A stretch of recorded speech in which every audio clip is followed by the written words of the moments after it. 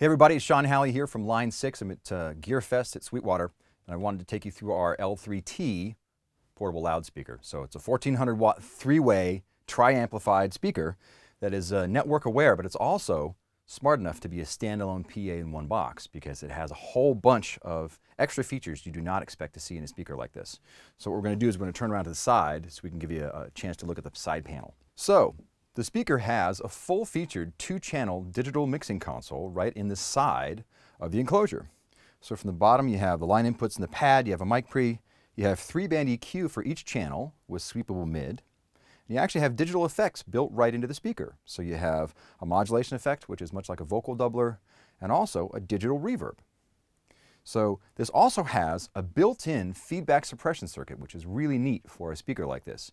It's a 12 frequency suppressor, so it'll scan the entire audio range and remove up to 12 frequencies that are giving you a problem automatically with nothing for you to configure. So it's a lifesaver live. And then after that, you have Variax acoustic modeling built right in. So if you plug into this input, it's designed to take a piezoelectric pickup, a signal that traditionally doesn't sound very good, and add the body resonance from a real acoustic guitar to it. So depending on how your instrument sounds, you can plug it in there, turn this guy on, and turn this knob up and dial in the amount or the size of body resonance that you'd like to add to your rather thin sounding piezoelectric pickup. So kind of a cool idea, and something that only Line 6 could come up with, of course. So let's move to the back panel and we'll show you what's going on there. So now we're on the back panel. So you can see you have line inputs here on the top. You got a combi input line and also a stereo line because it has the ability to take input from a CD player or a karaoke machine or a DVD player or something like that. So you can play over tracks live, you can use it for break music, so that gives you 4 inputs, not just 2.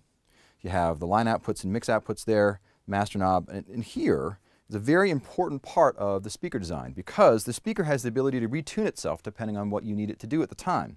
So it has 6 different operational modes, and depending on what you need it to do, you can swap into one of those modes to change the sound of the speaker. It's fully DSP operated, and so we have complete control over frequency response and time alignment for all of the components.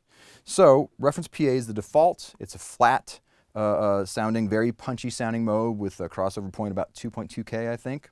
Below that you have playback mode, which is designed for commercially recorded CD kind of stuff. So if you're doing a DJ gig and you're only using mastered tracks, you can flip into playback mode. It's very similar to reference PA mode, except for that it has more low end extension and more high end extension for sort of some uber sexiness for those dance party kind of things. Beneath that you have floor monitor. So it has an accelerometer built right into the speaker.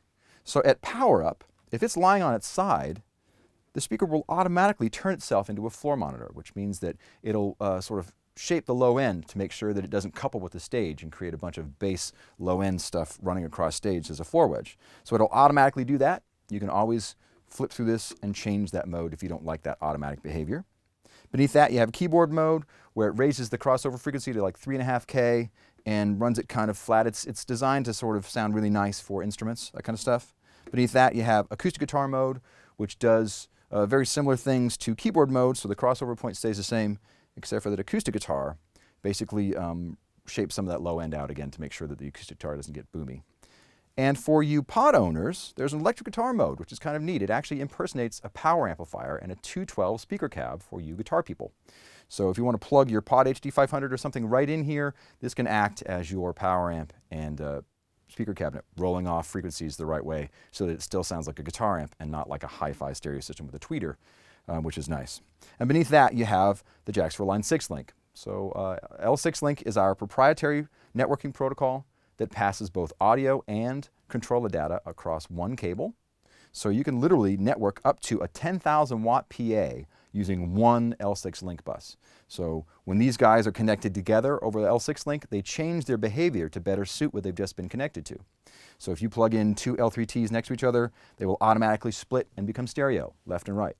So your coaxial inputs are now stereo, your digital effects are now stereo, everything. And now you have an 8-channel system, not just 4. So the idea behind L6 link is that philosophically, when you connect multiple devices together, you get more.